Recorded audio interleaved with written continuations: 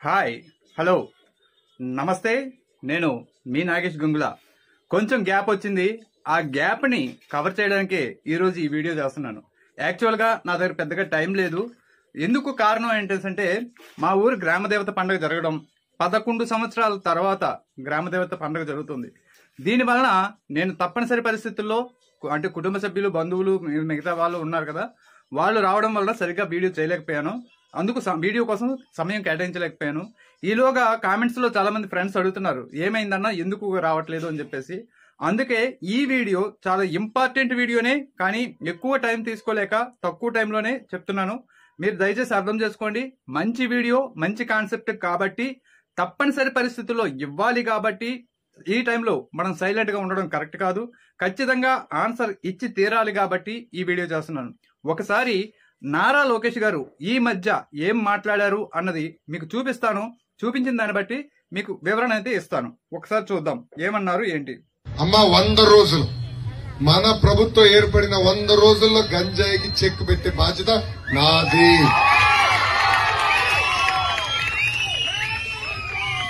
వంద రోజుల్లో మేము చెక్క పెట్టబోతే నేను అసలు మొహం కూడా చూపించింది.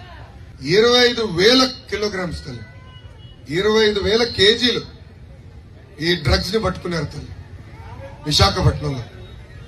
బాబు గారు ఉన్నప్పుడు ఏనాడైనా గంజాయి గురించి ఇన్నేమో తల్లి. బాబు గారు ఉన్నప్పుడు ఏనాడైనా గంజాయి మన దరిదాపులు వచ్చేదా తల్లి. మొదటి 100 రోజుల గంజాయికి నేను చెక్ పెడతాను. రీహాబిలిటేషన్ కేంద్రాలు ఏర్పాటు చేయాలి. ఎలా మాట్లాడుతున్నారో చూశారు కదా. ఈయన అధికారంలోకి వస్తే 100 రోజుల్లో గంజాయి మొత్తం నామరూపాలు లేకుండా చేసేస్తాడంట. ఇంతకు ముందు అంటే ఇప్పుడు 25,000 కేజీలు దొరికేసింది అని చెప్పి చాలా దినగా మళ్ళీ ఏంటంటే చంద్రబాబు నాయుడు టైంలో ఏనాడైనా గంజాయి గురించి విన్నామా ఇది చెప్తున్నారు. నిజానికి ఈయన మాటలు వింటున్న ఆ చుట్టుపక్కల ఉన్న జనం నిజమే అనుకుంటున్నారు. నిజంగా ఇళ్లలో గోళ్ళు చేసేసి ఈయన వస్తే గనక 100 రోజుల్లో నిజంగా తీసి పడేస్తాడు గంజాయిని అనుకుంటున్నారు. బాబు గారి టైంలో అస్సలు గంజాయి లేనే లేదనుకుంటున్నారు. ఇది ఎంతవరకు కరెక్ట్? ఈయన మాటలకే ఈయనకే అప్పచెప్దాం, ఖచ్చితంగా చెప్దాం. ఏంటంటే ఈయన అధికారంలోకి వస్తే 100 రోజుల్లో గంజాయి లేకుండా చేస్తాడు. మంచిది, నిజంగా నేలాంటి వాడు అదే కోరుకుంటాడు. కానీ ఈయనకి అధికారం ఇంతకు ముందు రాలేదా? వచ్చింది. ఈయనకి 3 శాఖల మంత్రిగా ఈయన వెలగబెట్టలేదా? అడ్డదారిలో మంత్రి పదవి పొంది 3 శాఖల మంత్రిగా వెలగబెట్టారు కదా. అప్పట్లో మరి ఈయన గంజాయిని ఎంతవరకు అరికట్టారు? ఇప్పుడు అరికడతాను 100 రోజుల్లోనే అరికడతానన్న ఆయన గతంలో 5 సంవత్సరాలు ఎందుకు అరికట్టలేదు? అప్పుడు గంజాయి లేదు అని చెప్తున్నాడు ఈయన కదా. మీకు కూడా అదే డౌట్ వస్తుంది, అప్పుడు గంజాయి లేదేమో కదా అని. కాకపోతే ఇక్కడే అసలు సిసలైన ట్విస్ట్ ఒకటి ఉంది. అదేంటంటే ఆ రోజుల్లో ఈ వేలకు వేలు కిలోల గంజాయి రవాణా, అక్రమ వ్యాపారం ఇది ఇప్పుడు కాదు ఆ రోజుల్లోనే ఉండేది అనడానికి ప్రత్యక్ష ఉదాహరణ గంటా శ్రీనివాసరావు గారు. అప్పుడు తెలుగుదేశం హయాంలో ఏదైతే ఈయన మంత్రిగా ఉన్నారో ఆ మంత్రిగా ఉండి ఆయన ఏం చెప్పారు అనేది ఒక్కసారి మీకు వినిపిస్తాను. దీనికి అదే సమాధానం అవుతుంది. గంజాయి అనేది రాష్ట్రం మొత్తం కాదు దేశానికి కూడా వైజాగ్ నుంచి వెళ్తుంది అనేది ఇట్స్ ఓపెన్ సీక్రెట్.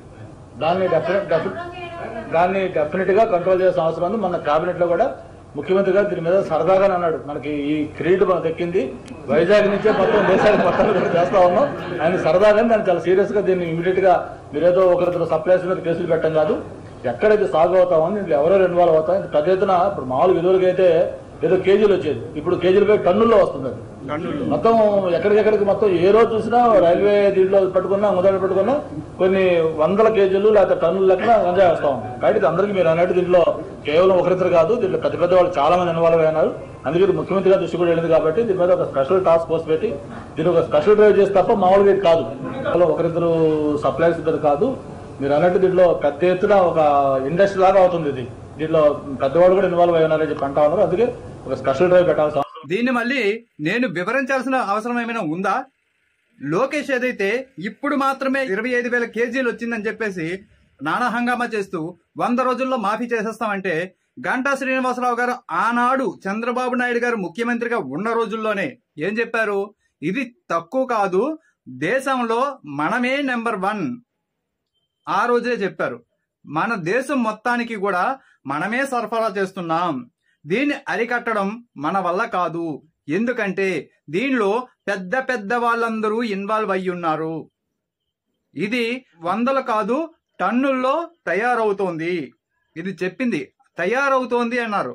ఇప్పుడైతే ఈ వేరే దేశం నుంచి ఇప్పుడు వచ్చింది, కానీ అప్పుడు ఈయన చెప్పిన మాటలు ఏంటంటే తయారవుతోంది, మన దగ్గర నుంచి దేశం మొత్తానికి ఎగుమతి అవుతుంది అని చెప్పారు. మరి మీ విజ్ఞతగా వదిలేస్తా. లోకేష్ చెప్పిన మాటలు, గంటా శ్రీనివాసరావు గారు చెప్పిన మాటలు మీరు ఆలోచించుకుని మీ సమాధానాన్ని కూడా కామెంట్ రూపంలో రాయండి. అలా మీరు కామెంట్ చేయడం వల్ల వీలైనంత ఎక్కువ మందికి ఈ వీడియో చేరుతుంది. అందుకే తప్పుడు మాటలు, తప్పుడు ప్రచారాలని మనం వెంటనే తిప్పికొట్టాల్సిన అవసరం చాలా ఉంది కదా. ఈ విషయంలో మాత్రం ప్రతి ఒక్కరూ బాధ్యతగా తీసుకోండి. వీడియోని లైక్ చేయండి, కామెంట్ చేయండి, అలాగే వీలైనంత ఎక్కువ మందికి షేర్ చేయండి. మీ వంతుగా మన ఛానల్ని సబ్స్క్రైబ్ చేసుకోండి. Thank you.